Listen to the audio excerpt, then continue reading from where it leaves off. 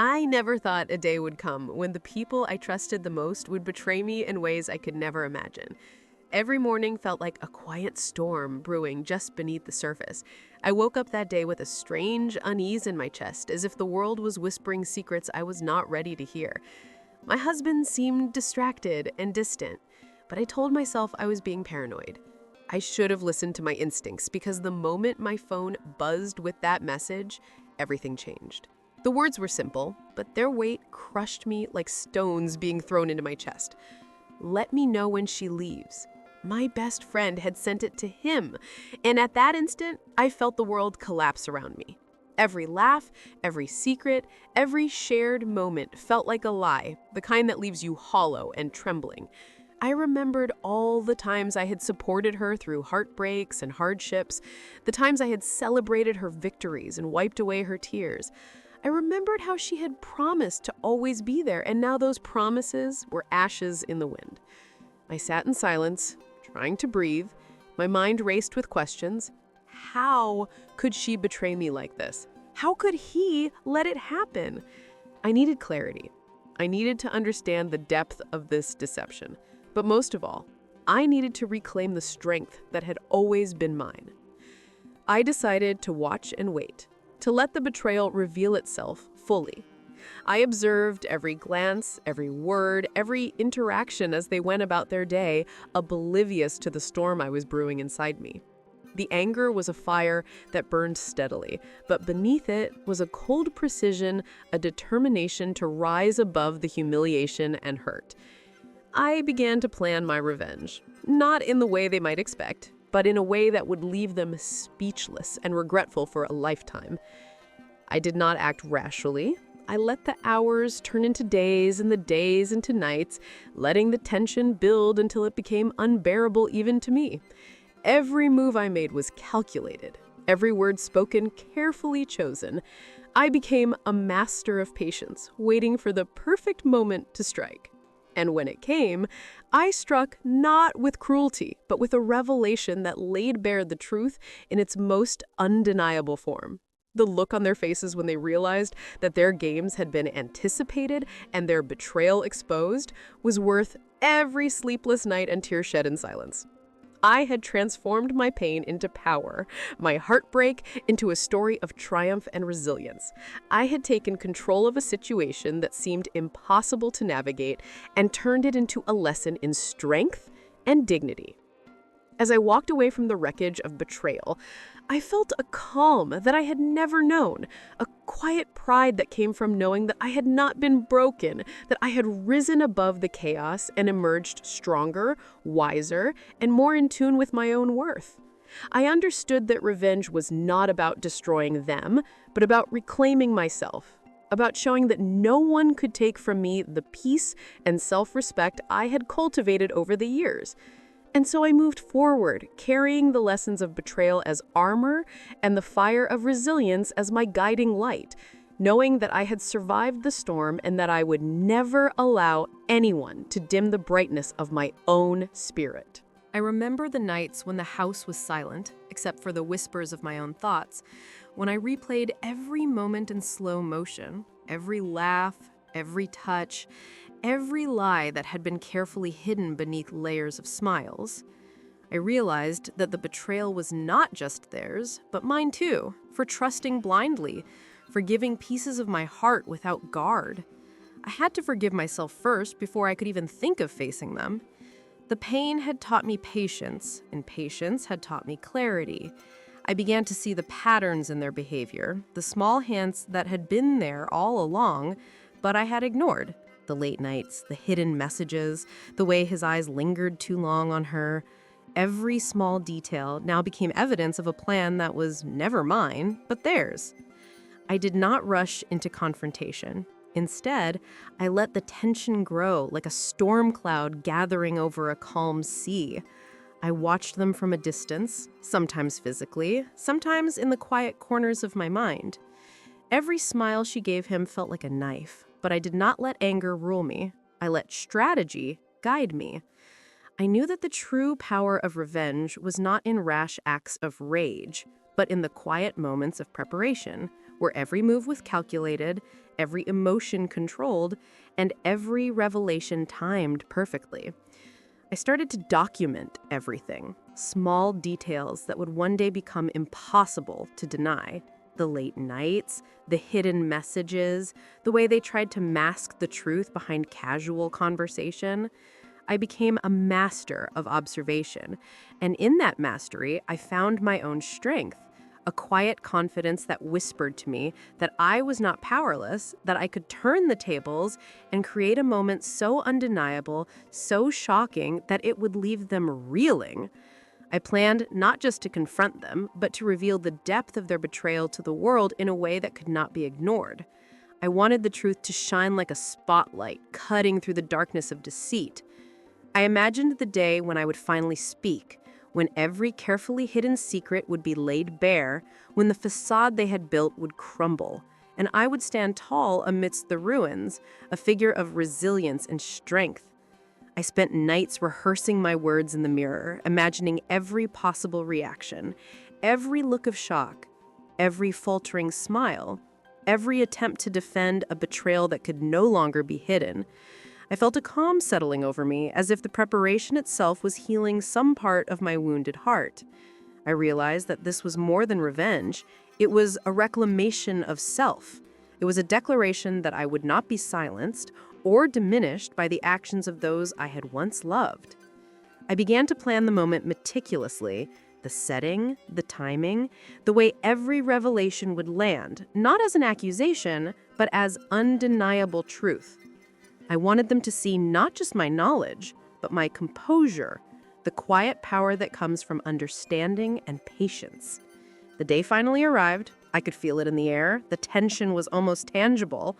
As I approached the moment I had imagined countless times, my heart was steady, my mind clear, and my resolve unshakable. I confronted them not with yelling or tears, but with calm certainty, with the evidence laid out like a map leading them to the truth they had tried so desperately to hide. The shock on their faces was instantaneous, the realization that I had seen everything, that I'd known everything, that I had prepared for. Moments turned into eternity as they grasped the consequences of their actions. I did not gloat or curse. I let the truth speak for itself. I let their own conscience become the judge of their betrayal. I felt an unexpected release, a weight lifting off my chest. The act of revelation had freed me from the grip of anger and fear. I had transformed the chaos of betrayal into a narrative of strength. I had turned heartbreak into a story of resilience, one that would stay with me long after the echoes of their shame had faded. I walked away from the confrontation with my head held high, knowing that I had acted with dignity and power that no one could take away. I had reclaimed my life, my spirit, and my sense of self. In that moment, I understood that true revenge is not in breaking others, but in breaking free of the chains that their actions tried to place upon you. And as I stepped into the quiet of the evening, I felt a sense of peace that I had never known, a calm that comes not from winning or losing, but from knowing that you have stood firm in your own truth, and that nothing and no one can diminish the light that burns within you. I spent the days after that revelation walking through a world that suddenly seemed both familiar and strange. Every street corner, every passing stranger reminded me of the choices I had made and the strength I had found in solitude. I thought about the mornings when I used to wake up excited to see him, to share a smile, to feel connected. And I realized that those mornings were lessons in their own right, teaching me resilience, teaching me that love can be both beautiful and cruel, and that betrayal can be a teacher if you are willing to learn from it. I wandered through memories of laughter and shared dreams, and I let myself feel the weight of loss fully, not to be consumed by it, but to understand it, to embrace it as part of my journey. I revisited places we had gone together, the cafes, the parks, the quiet streets where we had walked hand in hand. And I imagined the moments as if I were watching someone else's life unfolding. I allowed myself to grieve for what had been, but I also allowed myself to smile at the courage I had found within my own heart. The nights were the hardest, the silence pressing against me like a living thing. I would lie awake, tracing the outline of my own thoughts, mapping every possibility, every fear, every hope for the future. I realized that the betrayal had not just hurt me, it had transformed me. It had forced me to see the truth in a way that nothing else could have, forced me to confront my own strength, my own limits, and the depth of my own courage. I began to plan, not just revenge, but transformation, a way to reclaim every part of myself that had been overshadowed by trust misplaced and hearts broken. I poured my energy into things I had neglected in the past, hobbies that brought me joy, people who truly cared for me, and spaces where I could simply be alone and think. I built a fortress of self-love around myself that no betrayal could breach. I became more aware of the little moments, the way the wind feels on your skin, the taste of coffee in the quiet morning, the sound of rain on the roof. I noticed how life continued around me while I rebuilt myself brick by brick. Every encounter, every small triumph was a reminder that I was alive and capable and resilient. I also kept watch over the two who had betrayed me, not in obsession, but in preparation for the eventual confrontation. I wanted them to feel the weight of their choices, not through anger, but through undeniable truth. I observed the cracks forming in their relationship. As deception is never perfect, the lies always leave traces. The whispers and the glances that once seemed so secret now became signs of impending revelation. And I felt a strange satisfaction knowing that time was on my side. I prepared every detail in my mind, rehearsing not just words, but gestures and pauses, imagining how every phrase would land, how every look would shift the balance of power. And I relished the control that came from knowing that I had anticipated every move and that the moment of truth would be mine to deliver, fully and completely. I thought of my own journey, the girl I had been, the woman I had become, and I marveled at the transformation betrayal had forced upon me. I had shed layers of naivety and doubt and had emerged sharper, wiser, more attuned to the truths of human nature and the resilience of my own spirit. I realized that this story was no longer just about revenge. It was about survival, about claiming life on my own terms, about standing tall and declaring to the world that no act of deception could diminish the light that burned within me. And so I waited. The days turned into weeks, and each moment of waiting sharpened my resolve. Each memory of betrayal became fuel for the fire that would guide my actions. And when the day came for the confrontation, I approached it not with fear, but with an unshakable calm. I revealed the truths one by one in a way that left no room for denial, no space for deflection. And as I spoke, I felt a power I had never known. The room was silent except for the weight of truth settling over everyone present. And I realized that in this silence, I had found the ultimate liberation. The moment when pain and preparation and courage converged into clarity. And I understood that my revenge was complete. Not because I had destroyed anyone, but because I had reclaimed myself completely. And as I stepped away from the wreckage of betrayal, I felt a peace that was almost surreal. A quiet joy that came not from victory over them, but from victory over my own fear, over my own doubts, over the part of me that had once been vulnerable and broken. I walked into the future carrying only lessons and strength and an understanding that life will always present challenges, but that I had become capable of facing any storm with calm, clarity, and unshakable resilience. The days after the confrontation were strangely quiet, as if the world itself had paused to watch me breathe. I walked through familiar streets, seeing them differently, noticing the colors, the sounds, the smells, as if betrayal had opened my senses to a world I had taken for granted. Every step felt like reclamation, every breath like renewal. I reflected on the small moments that had led to this point.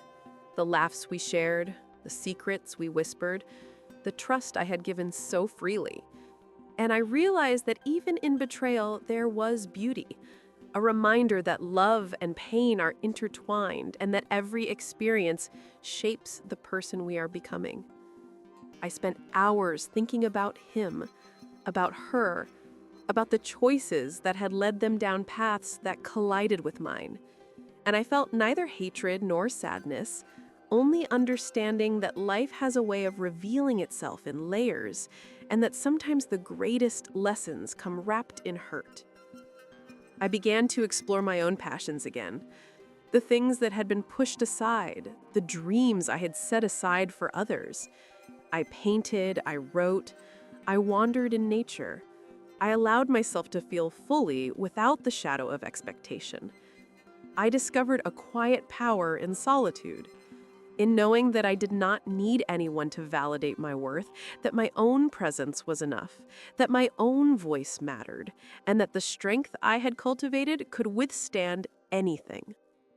I reflected on how carefully I had planned my revenge, how every observation, every note, every small detail had built toward a moment of revelation that changed everything. I realized that the patience I had learned, the discipline, the ability to observe without being consumed by emotion had given me more than revenge. It had given me mastery over my own life. I started to see the future not as something to fear, but as a canvas waiting for my touch. Each day became an opportunity to create, to grow, to live fully without the weight of betrayal pressing down on me. I encountered new people, strangers who became friends, allies in the quiet journey of rebuilding a life that had been fractured. I allowed myself to trust slowly, to feel connection without fear.